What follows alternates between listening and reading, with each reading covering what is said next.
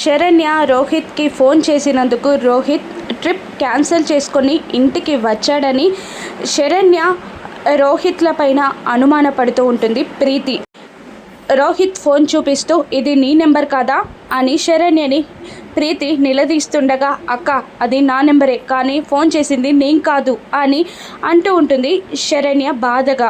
ఆ ఫోన్ని సోఫాలోకి విసిరేసి, ఇప్పటికైనా చెప్పండి, ఇంతమంది ముందు అడిగినా కూడా ఇంకా శరణ్య మీకు ఫోన్ చేసిందని అందరి ముందు మీరెందుకు చెప్పట్లేదు అని రోహిత్ని ప్రీతి నిలదీస్తూ ఉండగా రోహిత్ సైలెంట్ అయిపోతాడు. మళ్ళీ ప్రీతి ఇంకా శరణ్యని రోహిత్ని అవమానిస్తూ, ఇంకా మీ మధ్యలో ఏముంది, మీ ఇద్దరి మధ్యలో ఏం నడుస్తుంది అని అవమానకరంగా మాట్లాడగానే ఆనంద కూడా వినలేక కళ్ళు మూసుకుంటుంది.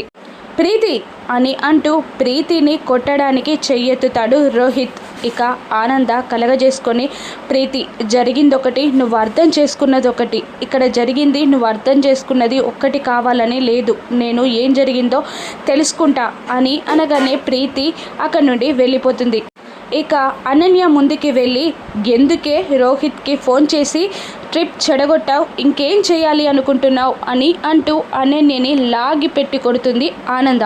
చెంప పట్టుకొని ఆనంద లీలావతి వైపు భయంగా చూస్తూ ఉంటుంది అనన్య. అప్పుడు లీల, ఇంకా దీంతో మాటలేంటి, ఈరోజే దీన్ని చంపేసి మన పెరట్లో కప్పెడదాం అని లీల అనగానే షాక్ అయి చూస్తూ ఉంటుంది అనన్య. అలాగే అక్క, దీన్ని చంపేద్దాం అని ఆనంద అనగానే లీల ఆనంద ఇద్దరు అనన్య మీదికి వస్తుండగా, వద్దు ఆగండి అని భయంతో వాళ్ళని ఆపే ప్రయత్నం చేస్తూ ఉంటుంది అనన్య. ఇప్పుడు అనన్యకి ఆనంద లీలావతి కలిసి ఎలా బుద్ధి చెప్తారు, ప్రీతికి విషయం అర్థమయ్యేలా ఆనంద వివరిస్తుందా, రాను ఎపిసోడ్స్లో చూద్దాం. Thank you for watching.